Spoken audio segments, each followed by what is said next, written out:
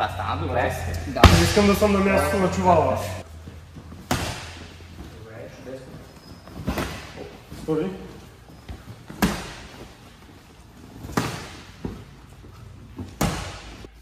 Ти няма да кажеш, ама фейсът ще го покажа.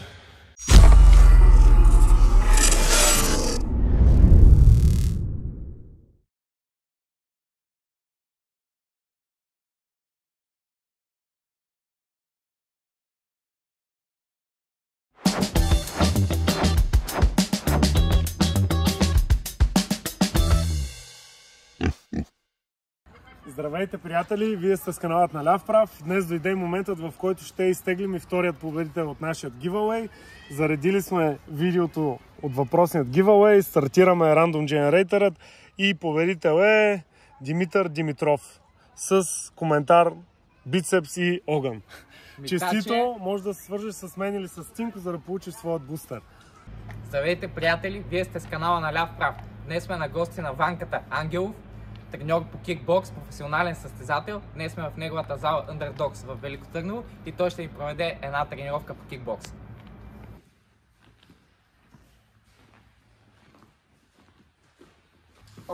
Започваме с фронт-кик или както наричаме още на японски майагери, тъй като ударите с крака в кикбокса са заимствани от карате, затова всички имат японски имена.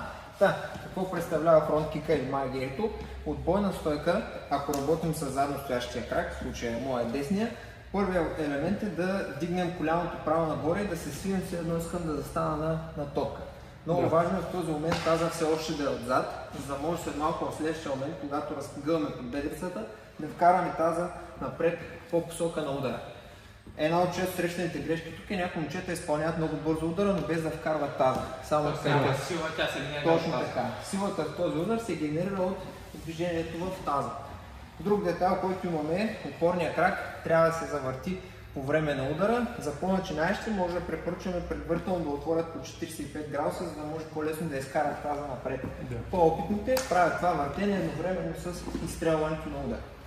Това предполагам с системни повторения вече ще става като навик и може да направим един паралел с боксовите тренировки, както и в бокса, така и в кикбокса е много важно да използвате ротацията на тялото си, за да може да генерирате повече сила за удари. Точно така, логиката е изключително сходна. Друго, което може да кажем е с коя част на крака нанасяме удара, тъй като сме чували и виждали различни изпълнения. Както съм чувал вие да казвате във вашия канал, няма грешно, има работещо и неработещо. Това, което аз харесвам, е да нанасяме удара с възглавничката. Тоест, влезене в шпиц, само пръстите издърпваме нагоре, за да може да фокусираме върху много малка площ удара и той да стане по-концентриран. Точно така. Супер. Това е нещо като еквивалента на правилът удар с ръце. Ами, нека да ги опитаме и ние тогава тия неща.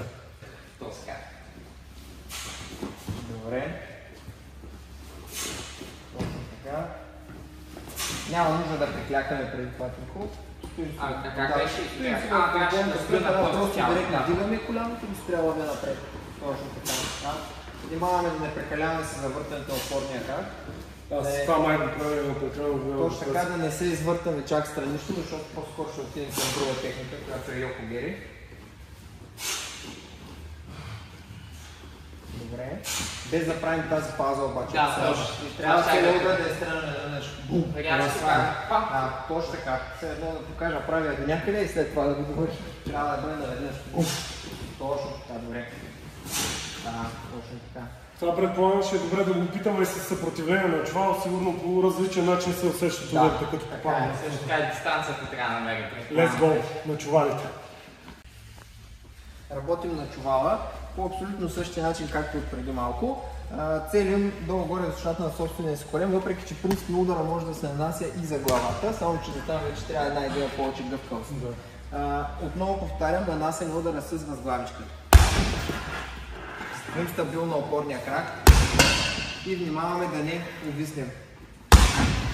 Много важно е и друга често срещана грешка е да изстреляме удара в желанието си да нанесем по-силно, пренасяме цялата тежест напред, след което увисваме и оставаме налични за контрудари. Тежестта трябва да остане над опорния крак, без значение дали успявам да пласирам удара или не.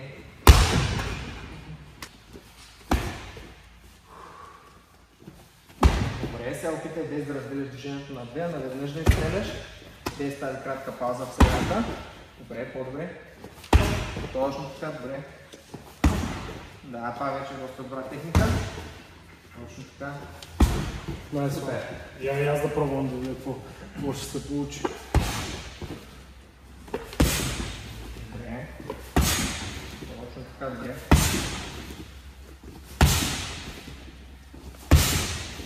Малко с петагон. И аз точно това е по-трудно да насоча възглавничка. Малко е така, но доста добре се справихте принципно. Супер. Тъй като Ванката не е крайно разочарован от нас, реши да ни покаже и как да изпълняваме лоу-кик.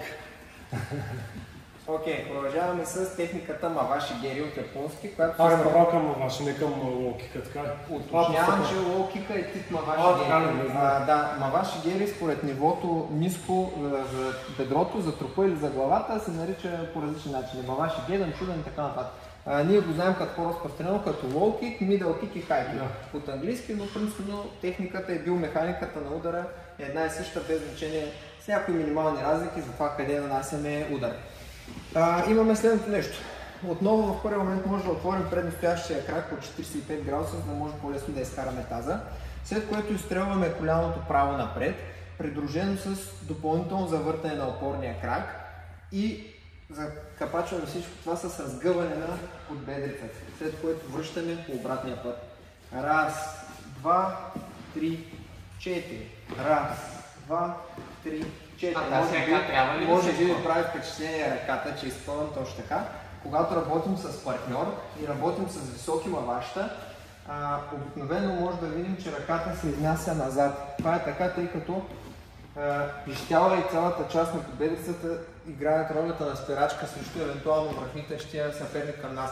При лоу-кика обаче това не е така. Ако се сваля ръката по време на нанасяне на лоу-кик, то евентуално може да ме контрира с удар с ръцете. Именно поради тази причина се защитавам по този начин.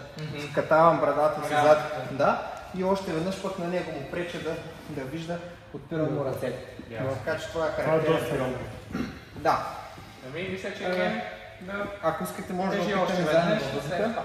Да, айде и след това на чувала. Айде, готови. Вие действате, аз гледам. Давайте, ти си. Точно така. Завъртявам крак. Първо върви само кръка и после накрая разгъваме. Да, изстрелваме коляното, придружено с ротация в опорния крак. Тогава вече добавяме и разпъването на подбедрите. Точно така. Стараем се тежестта да остане над опорния крак, за да не залитнем и да не увиснем отново. Добре, виждам, че след работи на по-високо ниво с маваши за трупа. Аз съвсем се обърках, мисля, че търсим трупа като цяло в ниско долу, не така? Можем в принцип да работим, това казваме, на трите нива, за трупа, за крака или за главата. Това е малко по-сложно като координация с изнасянето на ръката напред, нали? Защото Да, в обратна посока предимно е за да се използваш ротацията на тялото. Нека да ги пробваме на чувал. Малко сме дървени като вековни секвои, ама въпреки това. Сега ще покажем един професионалист как изпълнява лоу-кик. А след това сте вие наред. Така, нещо, което трябва да уточним и ти преди малко пита Тинко е с коя част на крака нанасяме удара. Принципно имаме два сценария. Един е да нанесем удара с горната част на ходилото ни, а другия с долната 1/3 на пищяла. Това варира според нивата, на които атакуваме и според дистанцията. Повечето школи казват, че когато атакуваме краката или трупа, където може да срещнем твърда защита под формата на коляно, друг пищял или лакът, е добре да атакуваме с долната 1/3 на пищяла, тъй като там е по-здраво. Това, което се получава на практика, обаче, разбира се, не винаги съвпада, така че ударите понякога попадат и с долната част на ходилото, но достатъчно поражение нанасят, за да се усещат доста болезнено ударите и така. Нека покажем и двата варианта. Вариант 1, когато нанасяме удара с долната с ходилото.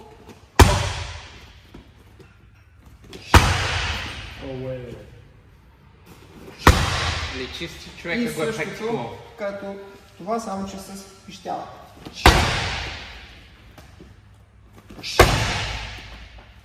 Като всъщност във втория вариант предполагам, че по-малко може да се контузиш, но пък удар е по-малко концентриран и е малко по-слаб. Аз бих казал, че голямо значение има дистанцията.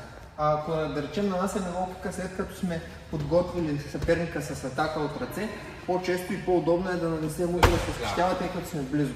Ако работим от далечната дистанция и искаме директно като първи удар, по-вероятно е да успеем да нанесем удара с... Това е ситуацията, както е и при Точно нас. така. Да. Тимко, ти си. Мисля, че е време за аматьорите. Let's go. Само стяга кръчето да не стане яко това. Точно така. Хубава ротация в опорния крак. Да. Добре, найди я по-високо. Виж къде е моето бедро. Добре, доста добре. Добре, това стана добре. Да. Не искам да съм на мястото на чувала. И аз да ги пробвам поне един път. Добре. Виждаме, че Светло прилага сега един друг прием. Той автоматично го прави. Подскача на опорния крак, пренася тежестта от десния към левия и тогава нанася удара. Това нещо ще ни бъде полза след малко, като да може да работи. А това е правилно предполагане? Да, това е друг прием. Съвсем неосъзнато. Разликата е, че така една идея повече се издавам, че ще атакувам, защото имам едно предварително зареждащо движение, докато в другия начин изстрелвам директно, но пък така генерирам, може да генерираме повече сила, ако заходим особено напред и в страни.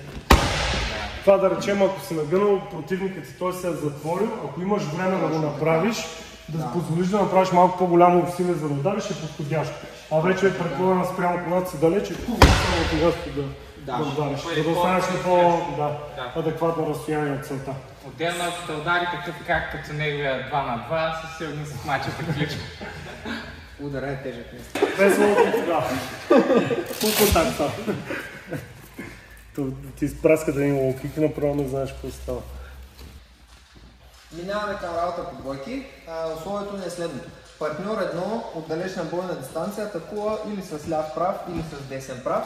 Партньор 2 се движи, може да прави защита през цялото време по избор, като в момент, в който прецени, се опитва да засрещне партньор 2 с маягери в трупа. Тъй като кръка е по-дълъг от ръката, ако имаме хубав тайминг, обикновено се получава следното нещо. Партньора, който съкращава дистанцията и се опита да не се удара, потъва вследствие на този удар. Ако е достатъчно силен и достатъчно напорист партньора, който атакува, може да го вкараме в нокдаун, да го скараме в удара. Супер. Ами, нека да Ти се следва прав, аз ще се опитам да те спирам от време на време и си десен. Добре. Точно така. Точно така, да. Да. Принципно може да се помогнем с защита с ръцете и едновременно с подложката да работим с крака. Хоп. Хем се пазим в правия, хем засрещаме в същото време с ръка. Точно така, да. Добре, чудесно. Стори.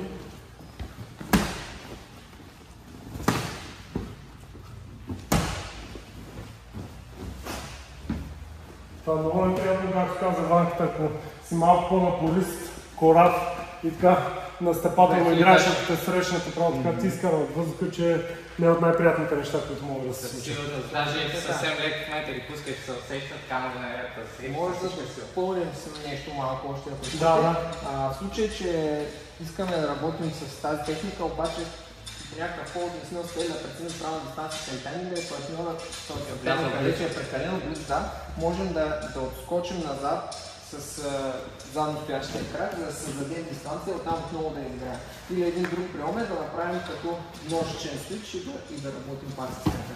Точно така, да. Това също се получава много готино и е леко изненадващо. От дистанция, от която ти не виждаш удара, съкращаваш бъдеш, аз отстъпвам назад, правя си дистанцията и нанасям удара. Вижте каква висока координация се изисква от кикбоксерите, за да могат да изпълняват различни приеми, които са ефективни в игра. Примерно това изисква сигурно хиляди повторения. Това е една идея по-сложно, но пък работи много добре и не това. Може първо да се скрачва назад и тогава или... Точно така. В този тип случки. Точно така, да. Аз мога да го скочиш назад с десния и да нанесеш удара с левия. Това може би най-трудният сценарий. Точно така. Много ясно. Следващия прием, който ще отработим е с лоу-кик, друга техника, която вече минахме. Ще опитаме да направим засрещане с лоу-кик срещу атака отново с ръцете. Още тук искам да кажа, че това е много добра техника. Защо? Защото в момента, в който партньор едно атакува с ляв, прав или с десен или с каквато и да е друга ръка, в този момент той слага тежестта си на предния крак. И е абсолютно сигурно, че той не може да направи защита, било то изтегляне или блокиране. Така че аз мога с чиста съвест максимално силния си лоу кик да му давам в този момент, без да се притеснявам, че ще се нараня в блока. Тъй като той, когато нанася удара, е стъпил там на този място. Така че работим следното нещо. Партньор едно такова с ляв прав, партньор 2 се пази с защита по избор и когато прецени, че може, отскача в страни и нанася лоу кик с левия крак в предстоящия му крак. Трябва да направим подскок напред и надясно с десния ни крак и да нанесем удара с левия. Също мога да се помогна с ръката, отново в защитата, ако закъснея някакъв ход. Може би самата път, как помага да... Изключително сходно е с отклон. Изключително сходно е на отклон с стъпка в страни и дори това, което може да допълним е, че след като изпълним техниката, хоп, може да продължим движението на движението. За да не оставаме фронтално точно по тях. В противен случай аз ако се върна наобратно, а той атакува с ляв десен, ще дойда право в десен евентуално. Ясно. Може да опитате сега вие двамата. Давай ти левачката и ти искаш да контратакуваш. Да, аз трябва да контра тия големи бъдени. Окей. Не, пусни се, не иска да бъде. Нали са големи бутилките, не се притеснява. Опитай сега Тинко да го изпревариш без да блокираш. Опитай това директно да направиш точно така, че без да не това има преди. Добре. Пробвай, ако искаш с десния крак може би. Или първо банката да го покаже. След малко нека. Окей. Добре. Още една. Да, ако искаш аз да тръгна ти. Окей, аз. Ще сега пак. Да.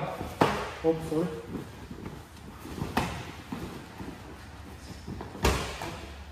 Пристъпи с десния навън светло. Подскочи навън, точно така. Доста по-лесно е начало, отколкото с противник, както е на всяко едно място. Не само в бокса, имайте в предвид, кикбокс. че това не е атака. На ние преди малко работихме лоу-кик Да, в това е атака, а различно. сега го правим като контратака. Това наистина е по-сложно. Две различни. Да, различно, безспорно е по-сложно. Но се справяте много добре. Благодаря. Продължаваме с работата с лоу-кик. Правим същото нещо, само че от друга страна. Партньор 1, който в чиято роля влиза Тинко, ще атакува сега с десен прав. Партньор 2 изпълнява сходно движение, само че този път отскача напред и наляво и нанася десен лоу-кик отново в предстоящия крак на партньора. Бум! Забележете, че ръката ми отново остава по същия начин за всеки случай. И отново и тук мога да добавя това, че след нанесения удар мога да продължа с движението в тази посока, ако го играя като единична техника. Затова предполагам се изисква доста по-добър тайминг, тъй като ти го правиш към силната ръка и трябва да си сигурен, че ще може да го направиш адекватно. От една страна е така, но от друга, както знаем, пък силната ръка идва от по-далече и имаме малко повече време за реакция. Да. Така че 50-50. точно така. Ами, нека да ги пробвам. Ти си първи, естествено. Атаката ни е С 10 10, права. Скачаме измило напред и страни, точно така, съкръщаваме дистанцията. Да, доста добре. И опитай да точно така движението продължава добре. А тази ръка ли трябваше да писна напред? Да, но тя не е като удар, просто Да, ясно. събираме, за да ни пази.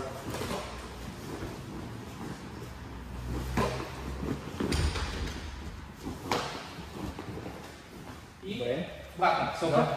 Атакувам с десен крак. Тук ми се свижда, че се усеща, защото скромно да бе класифициран. Аз не искам повече. Кео. Нека минем същите приеми и от другата страна. Отново партньор 1 ще атакува с десен прав, партньор 2 засреща с десен лоу-кик, като на връщане от този лоу-кик ще изиграе ляво круше, още един десен прав и пак ляв лоу-кик. Показвам пак. Десен лоу-кик, с връщането назад играе ляво круше, за страховка, ако той евентуално се съкръщава, десен прав и лоу-кик, като според това каква е дистанцията, мога да нанеса лоу-кика от вътрешната страна по предния му крак или пък да атакувам задния крак, който по правило е много по-уязвим, обикновено не е толкова закален и ако сте гледали някога кикбокс, много често виждате как от 3-4 точни лоу-кика там се случва да се откаже съперника. А той има ли някаква роля като на опора? Примерно повече хората да разчитат тежестта им да е върху десния крак в определени ситуации, или то пак много въпрос на стил на игра, по правило трябва да разпределяме тежестта като бокса между двата крака. Разбира се, има хора, които държат повече на задния, повече спрямо структурата и спрямо стила. Но факт е, че той не е толкова закален и наистина винаги е по-уязвим. Така че съветвам ви да атакувате там. Раз, два, три, четири. Добре. Нека да го пробваме, да. Аз атакувам с 10 крака. Според дистанцията може да потърсим и предстоящия крак, може и задния, зависи къде се намираме спрямо съперника. Аз малко ги обърнах в обратна посока, но въпреки това. Аз даже не знам, че е така. Аз съм се... Десен локи, Аз да. ляво ще десен и ляво. Да, я сега ти си да правя. Ляво десен. Чакай, вече така. Ще десен и ляво. Да, може и предния и задния. Да. Обикновено на матча аз ще изчакам, така че take your time. Супер, няма проблем. Дай още един. Чудесно. Супер. Банката ни обеща да ни изкриви на чувалите с някаква доста интересна методика, така че след малко ще се видим на чувалите. Както обещахме, сега ще направим едно упражнение на чувала, с което да вземем тока на Тинко и Светлио. Аз им предложих аматьорския рунт от 2 минути, те обаче настояха да го направят на профи рунт 3, така че адмирации, респект. Сега ще видим какво ще се получи. Упражнението е следното. Ще им трябва да работим на чувала на интервален принцип. 15 секунди, в които ще нанасяме лоу-кикове с един и същи крак с максимална скорост. Важното е да въртим опорния крак, да имаме ротация на него и работим максимално бързо с този крак. 15 секунди, след което следващите 15 секунди може да се отдалечим малко, да вземем далечна бойна дистанция и да работим с единични силни удари, без значение дали са майгерите, маваща. Принципно имаме и по-богат арсенал, нека се ограничим около това, което днес показах. Ами, let's go! Стартираме след 3, 2, 1.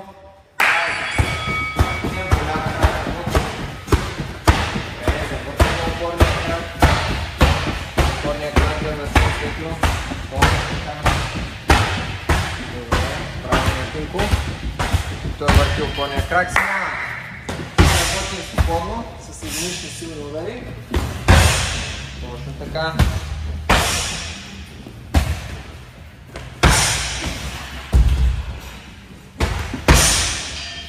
Темпо 10.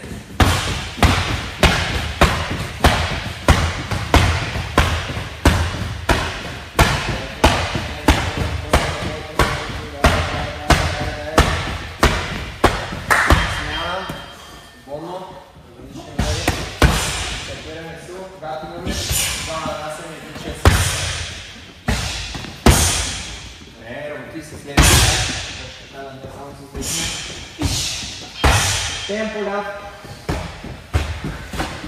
Дишаме. Опорния крак. Внимаваме да се забираме прекалено близко. Добре. И колко ще да събереш дясната ръка до скилата, от който работим. Да, окей. Смяваме се средно.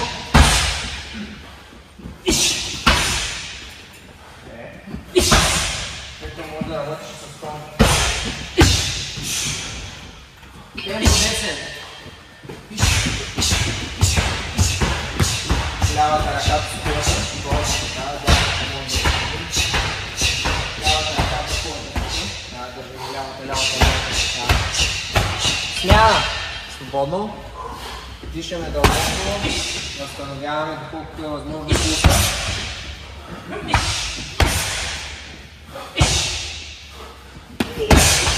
Добре, чудесна сила. Темпо ляв крак. Един интервал след този на максимална скорост.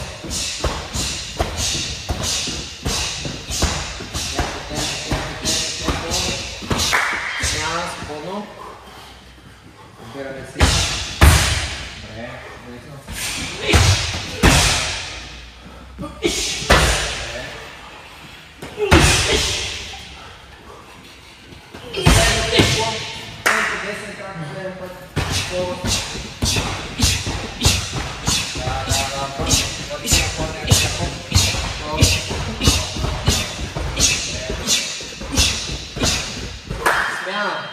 секунди свободно последни. Възможно най-тежкият удар, който може да се точно така. Добре.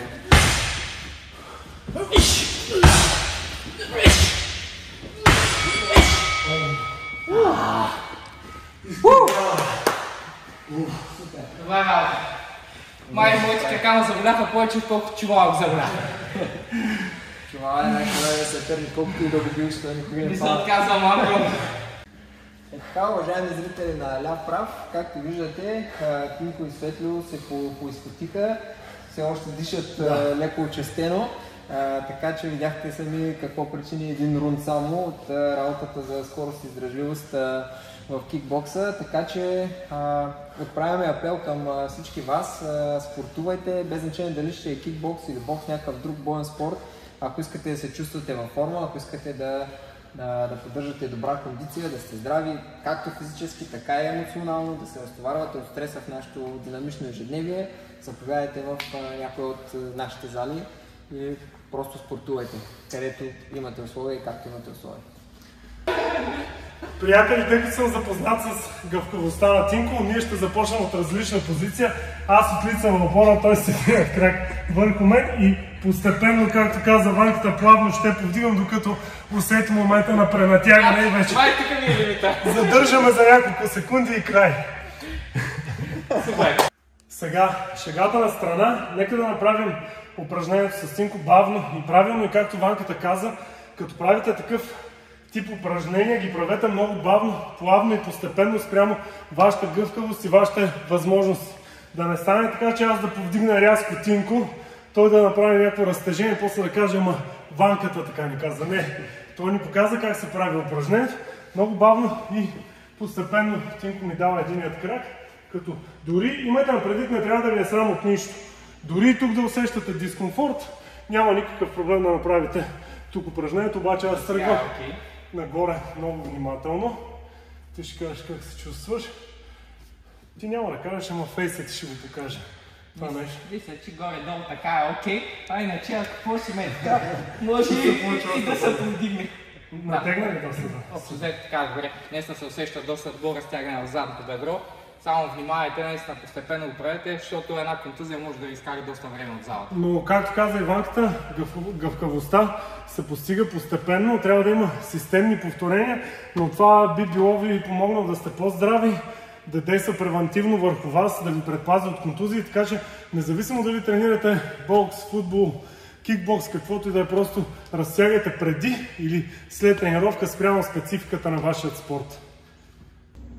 Момчета, това нашата тренировка приключва. Искам да ви благодаря още веднъж за поканата и възможността да участвам в вашия канал, който аз така и иначе редовно следя, коментирам, лайквам. За което ние сме благодарни и оценяваме. Така че да апелирам към всички останали ваши зрители. Спрямо думите на Ванката, ако харесвате нашите видеа, моля ви, абонирайте се за канала, смачкайте лайк бутона в това видео, защото според нас се получи страхотно, особено интервалите на чувалите бяха смазващи. Коментирайте и до следващото видео.